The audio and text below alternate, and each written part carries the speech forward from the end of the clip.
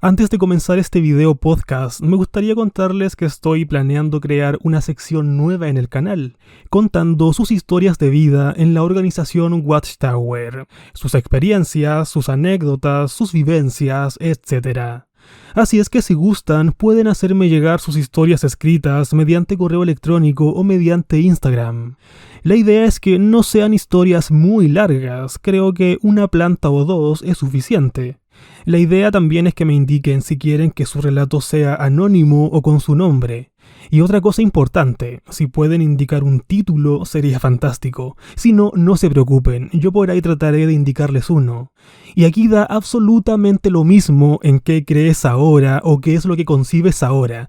Aquí no estoy para juzgar a nadie ni nada, así es que siéntete libre. Así es que la invitación está totalmente extendida, y por supuesto la idea es que sean historias reales, y cuando ya tenga un puñado de ellas, las podré ir subiendo narradas al canal.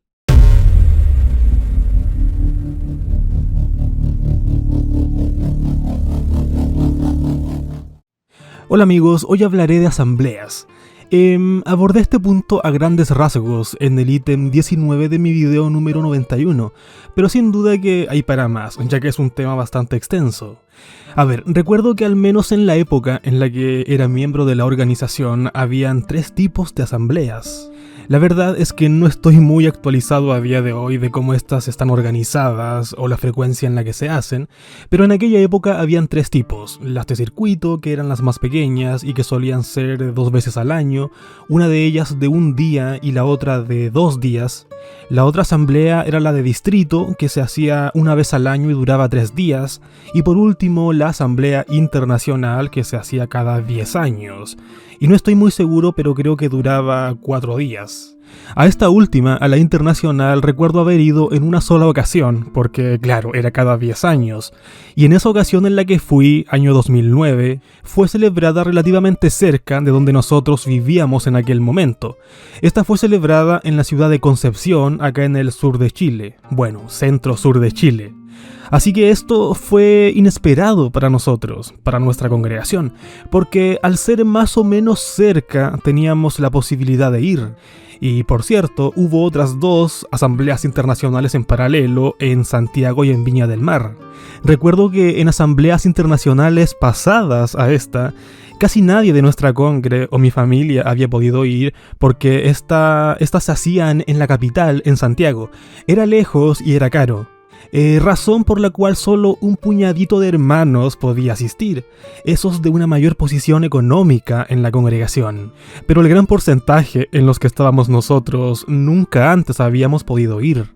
Y recuerdo que en aquel momento, cuando se anunció que esta asamblea internacional sería en Concepción, otra en Santiago y otra en Viña, corrió fuertemente el rumor, cómo no, de que aquella asamblea podría ser perfectamente la última asamblea internacional antes de que llegara Armagedón.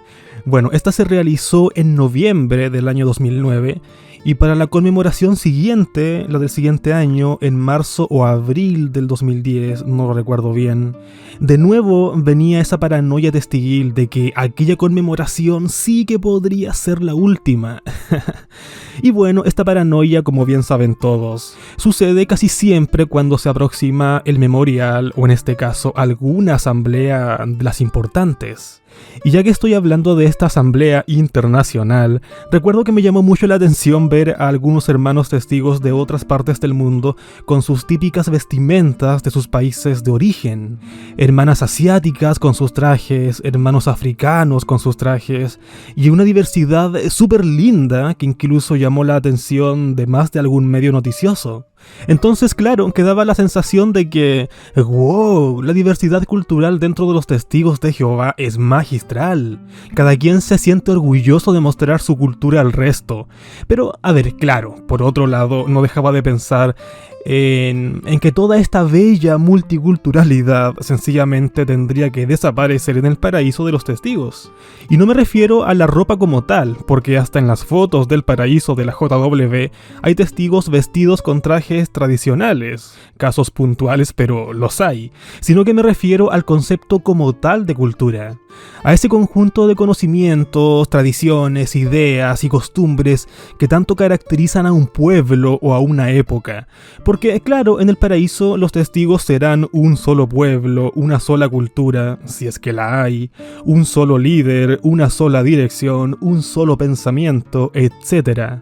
Y más allá de esta vida totalmente autómata, la tradición como tal y lo que hace único culturalmente a un pueblo y lo que lo distingue del resto, sencillamente no encaja con este modelo de paraíso programado del testigo. Así es que, por mucho que las emociones afloraran cuando veías esta multiculturalidad en estas asambleas internacionales, eso sencillamente quedaba allí, porque por muy lindo que nos parezca, es algo que en el paraíso del testigo perdería todo tipo de relevancia o trascendencia.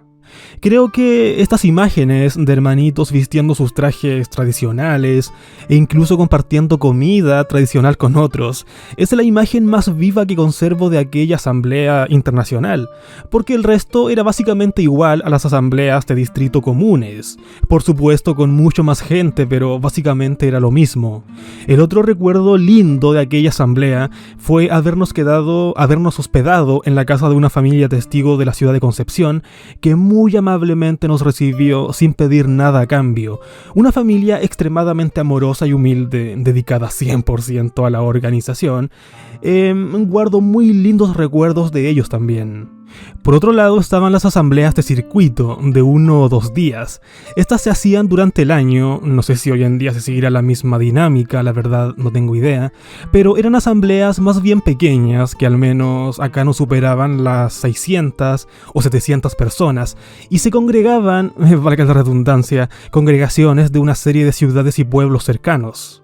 Eran asambleas particularmente incómodas porque coincidían con las épocas frías acá en el sur de Chile y se hacían en gimnasios de escuelas sin ningún tipo de aire acondicionado. Así es que el frío era realmente agobiante.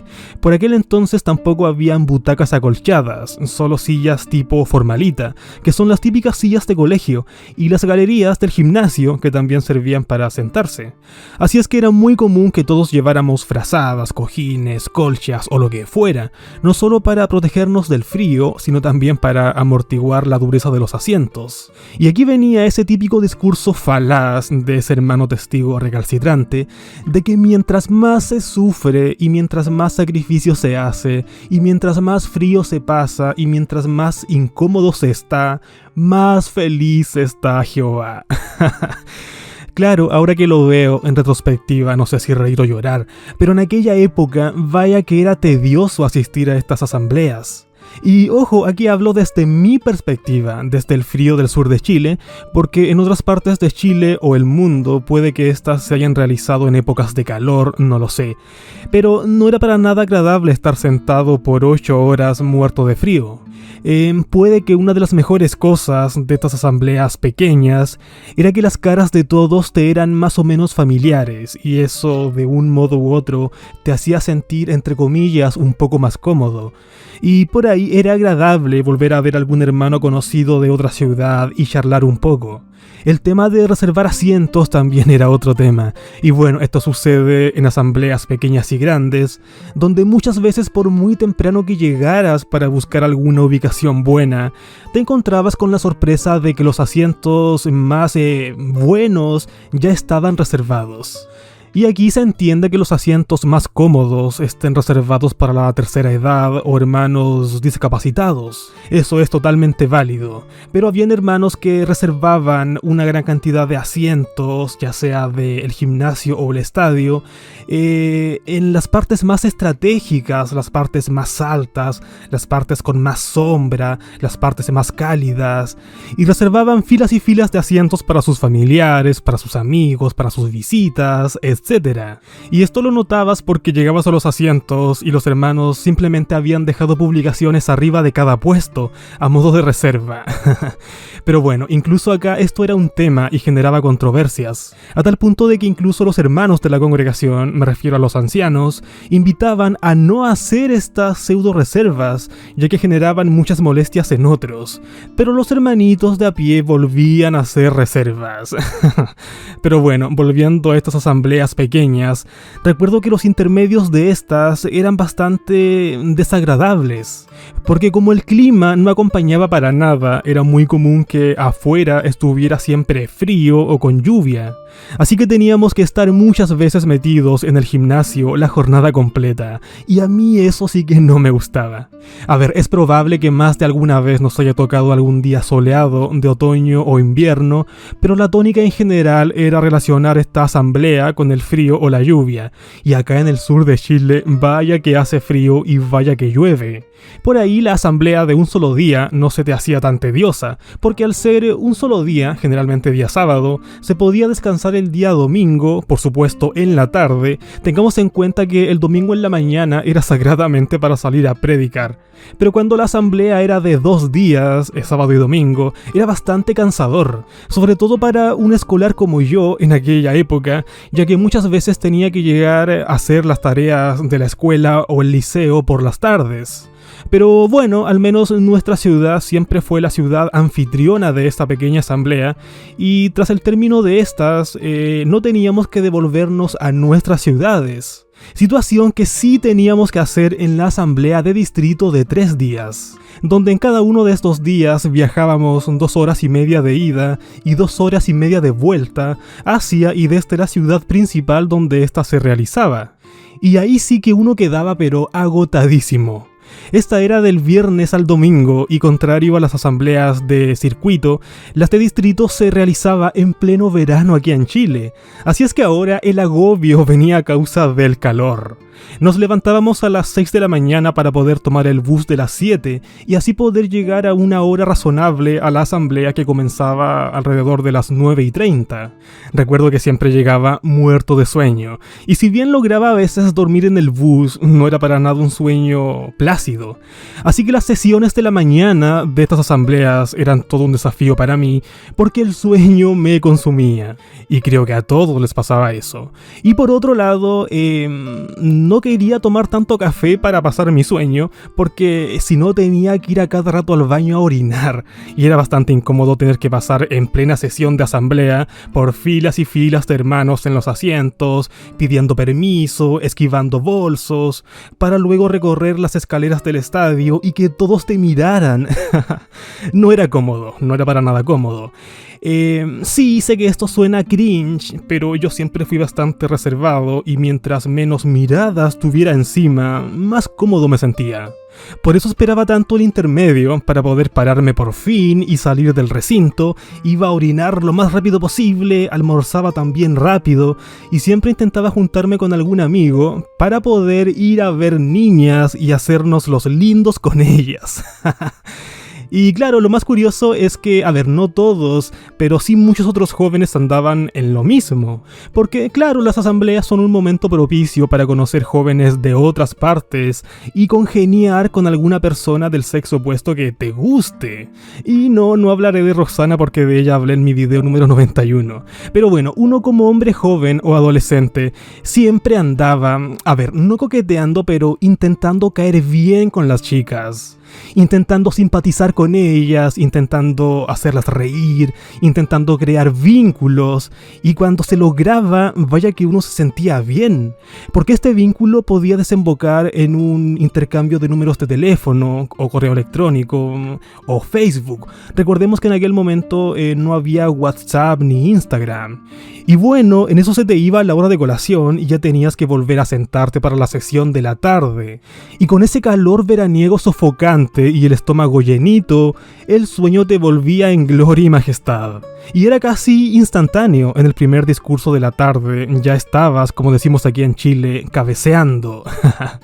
Como también mencionaba en mi video 91, me tocó ver literalmente a hermanitos mayores durmiendo sentados, ni hablar de los niños. y despertaban y daban un saltito con los aplausos cuando un discurso terminaba. Daba sueño, de verdad que daba mucho sueño, sobre todo en los llamados simposios, que eran una serie de discursos de una misma temática. Por ejemplo, si la premisa del simposio era cómo ser feliz, el primer discurso del simposio apuntaba a los esposos, cómo ser feliz siendo un buen proveedor, y luego la esposa, cómo ser feliz siendo sumisa al esposo, y luego los hijos, cómo ser feliz siendo obediente y en la escuela, y luego todos, cómo ser feliz adorando a Jehová en familia. Y bueno, todo este compilado de discursos se te hacía eterno. Eso sumado a que muchas veces el orador era un viejito extremadamente calmado, pasivo, monótono, o simplemente un discursante sin ningún tipo de entusiasmo. Y ahí el sueño simplemente boxeaba contigo y te noqueaba. Y esto era peor cuando justo te tocaba el sol. Esto era algo realmente frustrante porque al menos nuestras asambleas de distrito siempre fueron en estadios parcialmente techados. Y si en la mañana te tocaba el sol, en la tarde tenías sombra. Y si en la mañana te tocaba sombra, en la tarde tenías sol. Así es que de cualquier manera siempre te iba a tocar sol. Razón por la cual teníamos que andar con un quitasol para todos lados. Y no digamos que era muy concordante ni muy estético pasearse por las calles de una ciudad con traje y corbata y un quitasol. Cualquier mundano hubiese dicho, y este loquito viene de la playa con camisa y corbata. Pero bueno, algunas hermanas usaban abanicos para tirarse viento y otros como yo usábamos las tapas duras de libros para hacerlo. Algo es algo.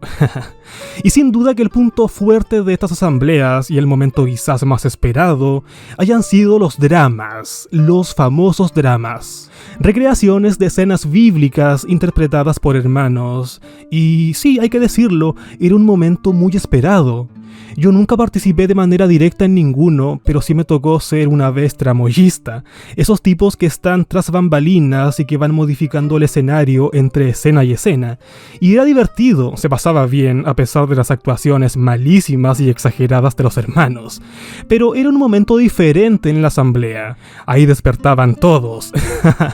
Es posible que uno de los momentos, no más terribles, pero sí con más incertidumbre, al menos para mí, era el discurso final del día domingo por la tarde, donde podían pasar dos cosas: o se anunciaba la publicación de un nuevo libro o literatura, o se daba un discurso extremadamente apocalíptico, en donde casi se anunciaba que esta sería la última asamblea antes del fin, y eso causaba miedo. Ahora me gustaría leerlos a ustedes y alguna vivencia de asamblea, así es que si quieres escribe en los comentarios si tienes alguna anécdota divertida o no tan divertida que contar. Todo comentario es bienvenido siempre y cuando se haga desde el respeto. Un fuerte abrazo amigos, gracias por ver este video y cuestiónalo todo. Adiós.